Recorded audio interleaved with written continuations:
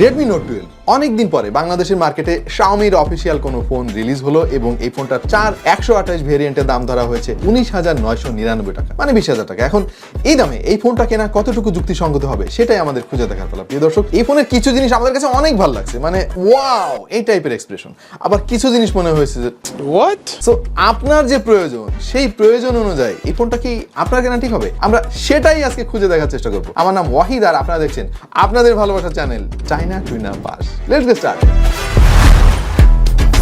একটা স্মার্টফোনের সবচাইতে গুরুত্বপূর্ণ দিক হচ্ছে তার হার্ডওয়্যার, এবং শুরুতেই সেটা নিয়ে আমি কথা বলতে চাই। এবং এই ফোনটাতে প্রথমবারের মতো ব্যবহার করা হয়েছে স্ন্যাপড্রাগনের 685। এই চিপসেটটা আমরা অন্য কোনো ফোনে এর আগে কখনো দেখি না, যদিও এই সিরিজের আরো বেশ কিছু চিপসেট আমাদের দেখা হয়ে গিয়েছে, যেমন 665, 680, 695 আমি দেখেছি। এবং টোটাল এই সিরিজটা কিন্তু 6 ন্যানোমিটার আর্কিটেকচার, এবং 6 ন্যানোমিটার হলে সুবিধাটা কি, ফোনে হিটিং ইস্যু একটু কম হয় এবং ব্যাটারি কনজাম্পশন কিন্তু অনেক কম হয়। সো আলটিমেটলি একটা ফোনের উপরে চাপ অনেক কম পড়ে। সেই সঙ্গে এতে জিপিইউ হিসেবে ব্যবহার করা হয়েছে Adreno 610, 4GB র্যামের সঙ্গে রয়েছে 128GB UFS 2.2 স্টোরেজ। যদিও ডেডিকেটেড কার্ড স্লট রয়েছে, যার ফলে আপনি চাইলে মেমোরি আরো বাড়াতে পারবেন। এই ফোনটা ব্যবহার করে আমি যেটা বুঝলাম সেটা হচ্ছে যে যেভাবে আসলে অনেক বেশি হাইলাইট করা হয়, মানে এইটা না সেটা 6 ন্যানোমিটার ব্লা ব্লা অনেক কিছু, ওই রকম কিছু না, হ্যাঁ, কিন্তু অতটা খারাপও না। বাট ঝামেলাটা হয়েছে আসলে স্মার্টফোন মার্কেটের খেলাটাই ঘুরিয়ে দিয়েছে মিডিয়াটেক। তারা এন্ট্রি লেভেলের দামে দিচ্ছে মিড রেঞ্জের ফোন। এর কারণ হচ্ছে তাদের চিপসেটগুলো অনেক সস্তা হয়ে থাকে, এবং ইদানিং আমরা দেখতেছি যে লং টার্মে সেগুলোর পারফরমেন্সও অনেক ভালো। Out of the box Android 13 পাবেন, সেই সঙ্গে রয়েছে MIUI 14। To be very frank, MIUI এখন কিন্তু একটা আতঙ্কের নাম হয়ে গেছে। অনেক দিন ধরে Xiaomi ফোন ব্যবহার করছি এবং মানে বলা যায় যে এত পাওয়ারফুল আমার এই ফোনটা, কিন্তু সফটওয়্যার সেকশনে এসে আসলে পুরা মারা খেয়ে গেছে আর কি। সো আমি এই জিনিসটা নিয়ে অনেক বেশি কনসার্ন ছিলাম যে Redmi Note 12 এর কি অবস্থা। বাট ফর্চুনেটলি Redmi Note 12 এ এইরকম কোনো প্রবলেম আমি পাই নাই। সম্ভবত এটা অফিসিয়াল ফোন, সেই জন্য আমার ফোনটা আনঅফিসিয়াল। এখানে মূলত MIUI-টা পুশ করা হয়েছে, বাট এই ফোনটা তো অফিসিয়াল। এখানে ওইরকম কোনো বাগ ভাল্লুক বা এই টাইপের কোনো জিনিস আমি পাই নাই। আমি দীর্ঘদিনের Xiaomi ইউজার, এই কারণে এই ইউজার ইন্টারফেসটা আমার কাছে অনেক আপন লাগে, অনেক পরিচিত লাগে এবং ইচ্ছা মতো কাস্টমাইজ করে নেওয়া যায়। এই ফোনটা ব্যবহার করতে গিয়ে আমি প্রথম যে জিনিসটা খেয়াল করেছি সেটা হচ্ছে এর যে র্যামের স্বল্পতা। র্যামের স্বল্পতার কারণে না মাল্টিটাস্কিংটা খুব ভালো মতো করা যাচ্ছিল না। তাছাড়া খেয়াল করে দেখেন যে অ্যাপ সুইচিং এর কিন্তু প্রচুর ল্যাগ এবং ডিলে খেয়াল করেছি আমরা, এবং অ্যাপ ওপেনিং টাইমও বেশি লেগেছে। এই ফোনের যে ক্ষমতা, সেই ক্ষমতাটা বের করে আনার জন্য আসলে আরো অনেক বেশি র্যামের প্রয়োজন, যেটা এই ফোনের মধ্যে নাই।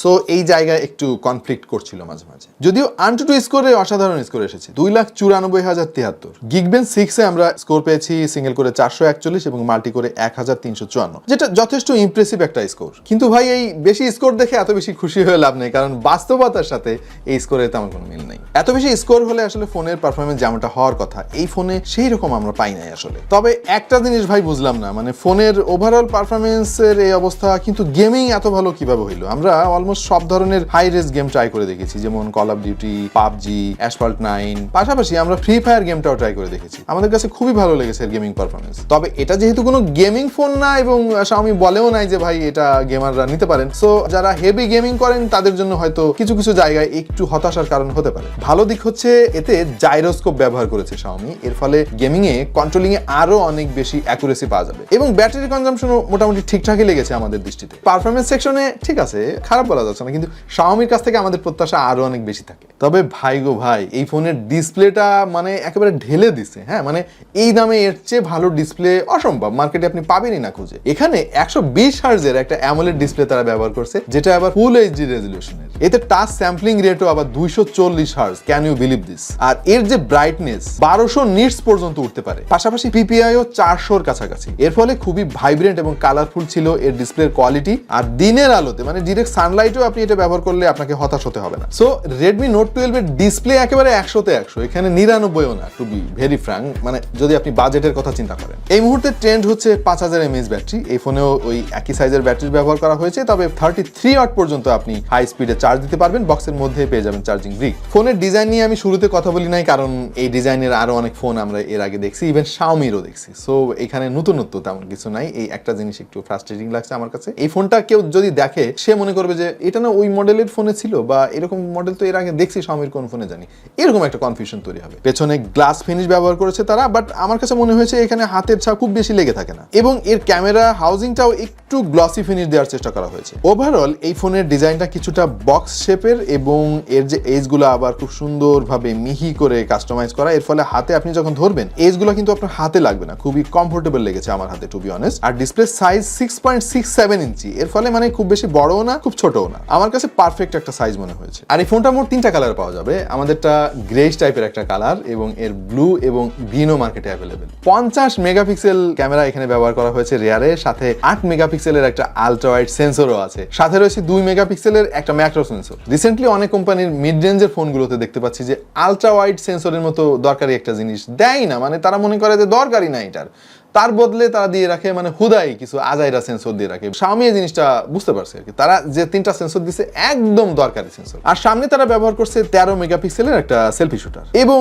এর ক্যামেরা কোয়ালিটিতে ভাই আমরা অনেক খুশি হয়ে গেছি। আমরা বিভিন্ন লাইটিং কন্ডিশনে ছবি তুলছিলাম, এবং যেটা বুঝলাম সেটা হচ্ছে আপনি যদি ডে লাইটে ছবি তোলেন অথবা ইনডোরে যদি ছবি তোলেন এবং প্রচুর আলো দিতে পারেন, তাহলে জোস কোয়ালিটি ছবি আপনি এর কাছ থেকে পাবেন। ছবিতে প্রচুর ডিটেল ধরে রাখতে পারে, এবং স্কিন টোনটা একটু সফট করে ফেলে যদিও, তবে আমি এর ডাইনামিক দেখে খুবই খুশি হয়েছি। পাশাপাশি এর যে এক্সপোজার কন্ট্রোল, হোয়াইট ব্যালেন্স খুবই ইমপ্রেসিভ ছিল। আলট্রা ওয়াইডে ছবি তুলতে গেলে অবশ্য একটু হতাশ হতে হয়েছে, কারণ একটু ডিস্টরশন পেয়েছি আমরা, বিশেষ করে ছবির এজগুলা খেয়াল করে দেখেন এখানে অনেক ডিস্টর্ট করে ফেলেছে। সেই সঙ্গে পোর্ট্রেট মোডে ছবি তুলতে গিয়ে খেয়াল করে দেখলাম যে সাবজেক্ট সেপারেট করতে গিয়ে একটু স্ট্রাগল করে মাঝে মাঝে আর কি, ব্যাকগ্রাউন্ড ব্লার করতে গিয়ে মাঝে মাঝে আপনাকে ব্লার করে ফেলতে পারে। আবার কিছু কিছু ছবিতে দেখলাম এত সুন্দর সাবজেক্ট সেপারেট করছে, মনে হচ্ছে যেন ডিএসএলআর ক্যামেরা দিয়ে তোলা, মানে বুঝলাম না বিষয়টা, কখন যে কি করে বোঝা দুষ্কর। পাশাপাশি 13 মেগাপিক্সেল ক্যামেরার যে সেলফি ফটোগ্রাফি সেটা কিন্তু যথেষ্ট ইমপ্রেসিভ ছিল। এই ছবিগুলো খেয়াল করে দেখেন কত সুন্দরভাবে ডিটেল ধরে রেখেছে। তবে মাঝে মাঝে এক্সপোজার কন্ট্রোল নিয়ে একটু গন্ডগোল দেখেছি, বিশেষ করে যদি অনেক বেশি উজ্জ্বল আলো থাকে আপনার সাবজেক্টের পেছনে, তখন একটু গন্ডগোল করে ফেলে। তবে ওভারঅল এর সেলফি কোয়ালিটিতে আমরা অনেক খুশি। ভিডিওগ্রাফি করতে পারবেন সর্বোচ্চ 1080p রেজুলেশনে 30 fps, এবং আমরা বেশ কিছু ফুটেজ নিয়ে যা বুঝলাম সেটা হলো যথেষ্ট স্টেবল মনে হয়েছে আমাদের কাছে এর ফুটেজগুলো। আমরা এর মেইন সেন্সর এবং আলট্রা ওয়াইড সেন্সর দুটা সেন্সরে ভিডিও করে দেখেছি, বেশ ভালোই মনে হলো আমাদের কাছে। এই ফোনে আমার পছন্দের খুব দারুণ একটা জিনিস আছে, আর সেটা হলো ইনফ্রারেড সেন্সর। ইনফ্রারেড সেন্সর থাকলে যেটা হয়, ফোন থেকে আসলে সবকিছু করা যায়। আপনার এসি, টেলিভিশন থেকে শুরু করে রিমোট কন্ট্রোল যন্ত্রে চলে এমন যা যা আছে সব আপনার ফোন থেকেই করতে পারবেন। পাশাপাশি এই ফোনে সারপ্রাইজিংলি সেকেন্ডারি নয়েজ ক্যান্সেলিং মাইক্রোফোনও রয়েছে, যেটা কথা বলার সময় বাইরের নয়েজ ব্লক করতে আপনাকে হেল্প করবে। আর একটা সারপ্রাইজিং জিনিস আছে এতে, যেটা আমি সত্যি অবাক হয়েছি, সেটা হলো এতে IP53 রেটিং আছে। এর মানে কি? মানে হচ্ছে এটা স্প্ল্যাশ প্রুফ এবং ডাস্ট প্রুফ। পানিতে চুবাবেন না ভাই দয়া করে, মানে পানি ছিটে ফোটা যদি একটু লাগে ও সহ্য করতে পারবে। সাইড মাউন্টেড ফিঙ্গারপ্রিন্ট সেন্সরটা একদম কমন হয়ে গিয়েছে, এই ফোনটাও তার ব্যতিক্রম নয়, তবে এটার পারফরমেন্স আবার জোস পেয়েছি আমরা, খুবই ফাস্ট এবং অ্যাকুরেট ছিল। তো অনেক অনেক প্রশংসা হলো এই ফোনটা নিয়ে। এবার কিছু জিনিস নিয়ে আমি একটু আলাপ করতে চাই যেগুলো আমার ভালো লাগে না ভাই, বাংলা কথা।